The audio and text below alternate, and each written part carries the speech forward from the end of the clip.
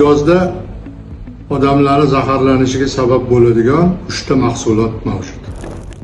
Birinchisi bu qulupnay, ikkinchisi bu tarvuz, uchinchisi qovun.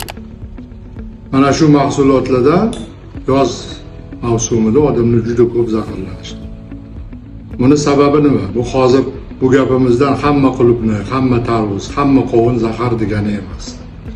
Bu yerda o'sha mahsulotlarni sotilishdagi xatolik. Mana yo'l bo'yida ko'p sotishadi uni. Yo'l bo'yida ochiq holda sotilgan bu mahsulotlar odamlarning zaharlanishiga sabab bo'ladi. Nima uchun sabab bo'ladi? Chunki qulupnay, tarvuz, qovun va boshqa shunga o'xshash mahsulotlar kuchli absorbentlar hisoblanadi. Absorbent degani bu so'ruvchi degani.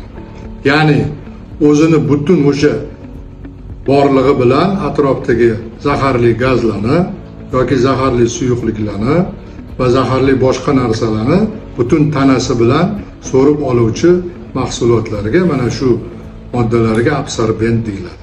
Allergik kasalliklar va ularni davolash haqida yanada ko'proq ma'lumotga ega bo'lmoqchi bo'lsangiz, sahifamizga obuna bo'lib qo'ying.